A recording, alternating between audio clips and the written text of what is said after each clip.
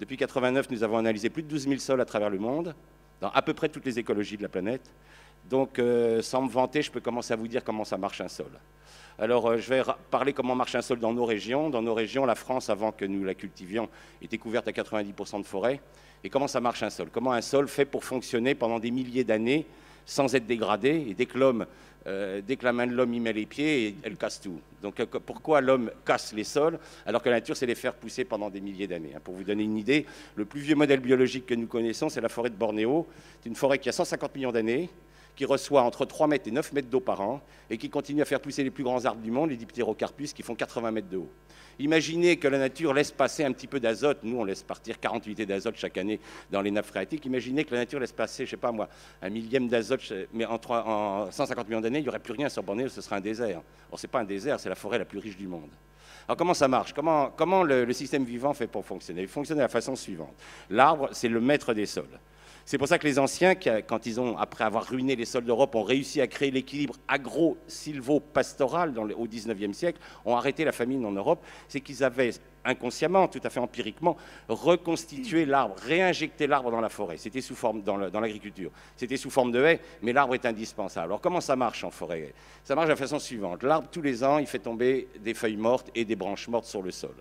Ces branches vont être attaquées par une faune qu'on appelle la faune épigée. Cette faune va manger tous ces bouts de bois, toutes ces feuilles, et va faire des crottes. Ces crottes, c'est quoi? C'est de la matière organique broyée en éléments très très fins, qui va permettre donc aux seuls organismes au monde qui sont capables d'attaquer la lignine, qui sont les champignons, les basidiomycètes, vont leur permettre d'attaquer ces crottes et de les transformer en humus. Donc, ce qui est intéressant dans le système vivant, c'est que vous pouvez remarquer que la fabrication d'humus se fait à la surface du sol.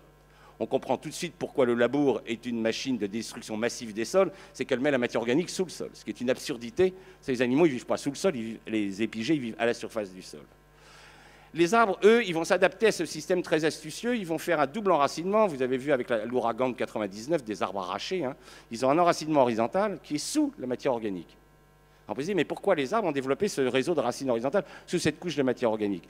C'est qu'au printemps, les humus qui ont été formés pendant l'automne et l'hiver par les basidiomycètes vont être minéralisés quand le sol va se réchauffer par les bactéries.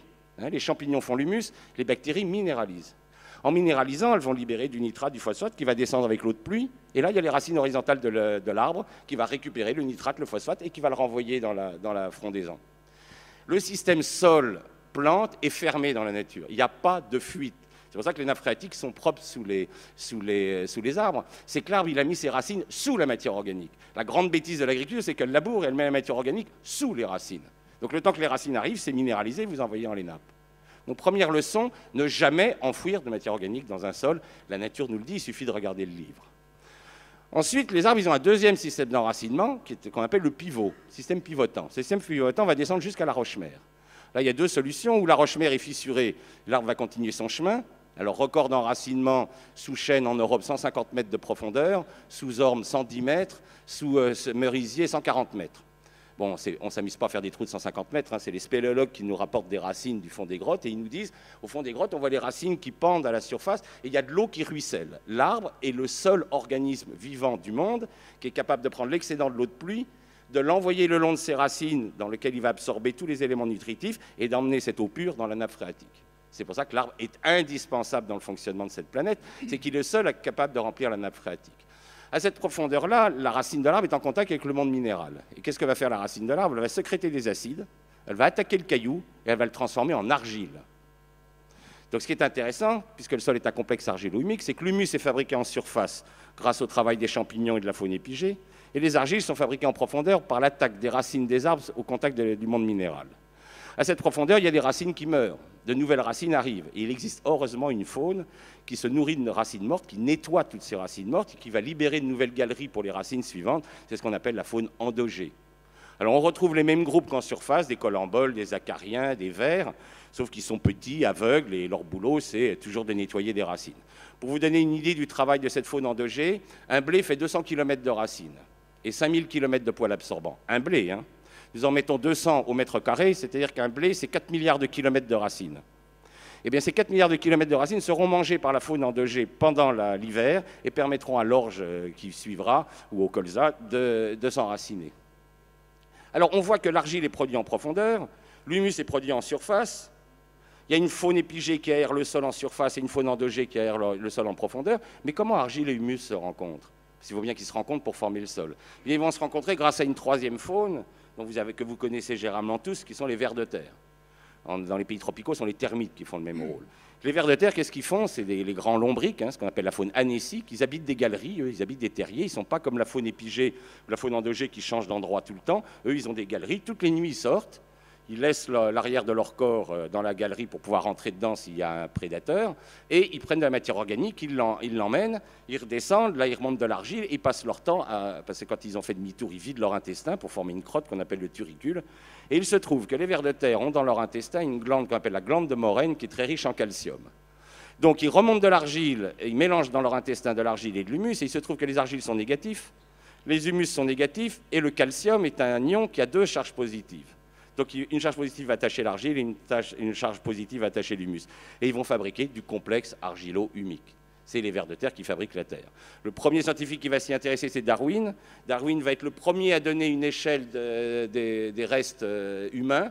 Parce que si vous faites des profils, vous verrez que les pierres taillées, on les trouve en profondeur, puis les mosaïques romaines, puis les restes du Moyen-Âge. Ce n'est pas parce que les hommes de la pierre taillée vivaient sous terre, ils vivaient comme nous à la surface, mais c'est les vers de terre qui ont enfoui tous les restes humains. C'est pour ça que les archéologues passent leur temps à creuser des trous, c'est de la faute des vers de terre. Et en fait, Darwin a une idée très bonne, il a mesuré la quantité de terre. Un ver de terre rejette son poids de terre tous les jours. Il a calculé simplement les distances qu'il y avait entre les restes humains, et il s'est rendu compte que c'était beaucoup plus vieux que ce qu'on racontait à l'époque. C'était la Bible, c'était 5000 ans, la création de l'humanité. Donc, M. Darwin a été très prudent pour ne pas avoir la religion sur les bretelles. Mais il a montré que c'était beaucoup plus ancien qu'on croyait. Si vous mettez par exemple un pas japonais dans votre jardin, vous verrez que votre pas japonais va disparaître. C'est les vers de terre qui vont l'enfouir progressivement. Souvent, quand je suis sur le terrain avec les acteurs me disent « Oh là là, j'ai mes cailloux qui remontent ». Alors je leur explique que le vol lourd des cailloux dans la plaine, ça n'existe pas. C'est jamais les cailloux qui remontent, c'est toujours la terre qui s'en va. Donc ne faites pas de mauvaises interprétations. Alors comment nous avons fait pour tuer nos sols? On a violé ces lois fondamentales. C'est-à-dire qu'on n'a pas... Vous pouvez violer les lois humaines. Si vous faites choper par la police, vous irez en tôle. Mais ce n'est pas très grave pour l'ensemble de l'humanité. Mais quand on viole les lois universelles, les lois de la biologie, là c'est très grave. Alors comment on a fait pour tuer les sols? On a inventé deux armes de destruction massive des sols. D'abord la charrue. Au début, les hommes, ils gratouillaient la terre avec les chevaux, c'était pas bien grave. Mais quand on a découvert le tracteur, vous savez, c'est Victor Hugo qui disait, pour montrer la fascination des hommes devant les grosses machines, une immense force qui aboutit à une immense faiblesse, voilà ce qui fascine les hommes. Les mecs, ils bandent comme des fous devant un gros tracteur de 300 chevaux, ils n'en peuvent plus. Donc, ils bousillent les sols en les retournant. Première erreur, ils mettent la matière organique au fond. Or, il se trouve que tous les champignons du monde sont aérobies. Il n'existe pas de champignons anaérobiques sur Terre. Tous les paysans qui ont eu l'occasion de planter un piquet dans le sol le savent, quand ils sortent le piquet, la pointe du piquet est intacte et le piquet est complètement rongé sur les premiers centimètres. Donc quand vous mettez de la paille dans le sol, vous ne faites plus d'humus. C'est pour ça qu'on arrive à ce système très étonnant que les anciens faisaient à peu près 2 tonnes de paille en France en 1900, ils avaient 4% de matière organique. Maintenant, nous avons 5 à 6 tonnes de paille en France et nous n'avons plus que 1,6% de matière organique sur l'ensemble du territoire. Nous avons divisé par 2 notre matière organique alors qu'on a multiplié par 2 les pailles. Pourquoi? Parce que nous les enfouissons. Et à partir du moment où vous enfouissez, c'est fini, vous ne ferez plus jamais d'humus.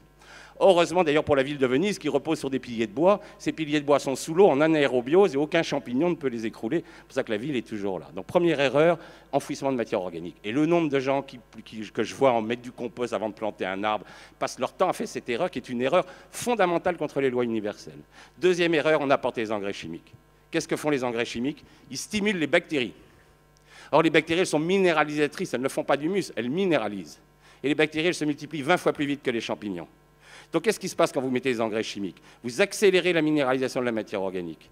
Quand la matière organique tombe trop bas, la faune disparaît puisqu'elle se nourrit de cette matière organique. Un pays comme la France, nous sommes passés de 2 tonnes de vers de terre en 1950 à l'hectare à moins de 100 kilos. Qu'est-ce qui se passe quand il n'y a plus de vers de terre? Les vers de terre, je vous ai expliqué qu'ils remontaient tous les jours de la terre. Ils remontent de la potasse, du phosphore, de la magnésie, du calcium. Plus de remontée par les vers de terre. Les éléments vont descendre. Pollution des nappes, pollution des rivières. Vous rentrez dans ce qu'on appelle, après cette dégradation biologique des sols, vous rentrez dans ce qu'on appelle la dégradation chimique. Votre terre va perdre ses éléments nutritifs. Vous allez envoyer de l'azote dans les nappes, vous allez envoyer du phosphore dans les rivières, etc. Vous appauvrissez vos sols. Or, il se trouve que lorsque le taux de matière organique est tombé trop bas et que vous avez minéralisé des ions fondamentaux qui attachent argile et humus comme le fer, le calcium, etc., eh bien l'argile n'est plus attachée. L'argile s'en va, les rivières se chargent de boue dès qu'il pleut. C'est la dernière mort des physiques, c'est ce qu'on appelle la mort physique des sols. Votre sol part à la mer. Et c'est comme ça que vous ruinez un sol. Et c'est comme ça que des agriculteurs qui, à l'heure actuelle, moi je travaille avec des agriculteurs depuis 89, des gens en Beauce qui étaient très fiers de faire partie du club des 100 quintaux, ils roulaient des caisses. À l'époque, ils avaient des blés qui, en génétique, étaient des blés à 110 quintaux, donc ils faisaient presque le rendement génétique. Maintenant, ils ont des blés à 150 quintaux et les mêmes agriculteurs font plus que 90 quintaux. C'est-à-dire qu'ils ont des Ferrari, ils roulent sur des chemins de terre. Ce n'est pas la peine d'avoir une Ferrari, c'est pour rouler sur un chemin de terre, il vaut mieux avoir une 2 chevaux. Hein, donc ça, ils peuvent raconter tout ce qu'ils veulent, ils ne valorisent plus la génétique de leurs plantes. Et on sait que cette génétique est valable, puisque récemment, ils ont fait une expérience en Nouvelle-Zélande sur un sol qui n'avait jamais été labouré, jamais touché, et ils ont fait 162 quintaux en semi-direct, et ils ont fait 152 quintaux en labour. Donc ça montre que le potentiel génétique est bien existant, mais c'est nos sols qui sont à genoux. Donc, qu'est-ce que ça veut dire pouvoir faire une agriculture durable? C'est reconnaître que la propagande des multinationales, et de la propagande, ce n'est pas de la science, il va falloir remettre de la science dans l'agriculture. Or, l'agriculture n'a plus de science depuis 50 ans, elle n'a que de la technique, elle n'a que des produits chimiques, elle n'a que des grosses machines, c'est-à-dire qu'elle fait tourner le business agro-industriel. Mais cette agriculture n'est pas là pour nourrir les hommes, elle est là pour enrichir l'agro-industrie. Or, le problème qu'on a maintenant avec 7 milliards d'individus, c'est qu'il va bien falloir se décider à nourrir les hommes. Et nous avons maintenant 1 milliard d'hommes qui souffrent de la famine. Donc la révolution verte, c'est un échec total. Le problème, c'est que cette société qui est obsédée par le profit ne veut pas reconnaître ses torts. Elle ne veut pas reconnaître que la révolution verte est responsable de la famine d'1 milliard de personnes, c'est-à-dire autant d'habitants qu'il y avait en 1800 sur cette planète. Donc il va falloir changer complètement notre agriculture. Il va falloir, à mon avis, dissoudre des sociétés comme Monsanto, Novartis et compagnie, qui sont des assassins. Il va falloir qu'on crée une espèce de justice internationale sur crime contre la vie. Ce sont des criminels contre la vie, ces gens-là. Hein, ils ont tué... moi, l'activité biologique des sols que je mesure, elle ne cesse de baisser depuis que je la mesure. Je la mesure depuis 89, est en baisse constante. Et quand je compare avec les chiffres du début de 1900, nous avons perdu à peu près 90% de notre activité biologique. Et en particulier, les grands disparus, c'est les champignons. Les champignons ont complètement disparu avec les engrais chimiques. Or, c'est eux qui font les humus. Et depuis qu'il n'y a plus de champignons, vraiment, les sols vont très très mal. Et c'est pour ça, là, tout à l'heure, vous parliez du BRF. Pourquoi le BRF a un effet tellement spectaculaire sur la relance de la vie des sols? C'est que vous apportez de la lignine. C'est vous redonnez cette substance que seuls les champignons sont capables d'attaquer et vous remontez le C sur N. C'est-à-dire vous remontez le rapport carbone-azote. L'agriculture n'a pas besoin d'azote, elle a besoin de carbone. C'est ça que les agronomes n'ont toujours pas compris. Comme les agronomes ignorent tout de la vie des sols, la chaire de microbiologie des sols à l'agro a été fermée en 86. Là, vous avez devant vous un fossile vivant. Des microbiologistes des sols, on n'en fabrique plus en France. Vous avez 150 agros qui sortent de la boîte, ils ne connaissent rien des cycles microbiens. Enfin, c'est quand même hallucinant. Ils ne savent pas distinguer un basidiomycète d'une bactérie ou d'un actinomycète. Ils ne savent pas que les rôles sont complètement différents.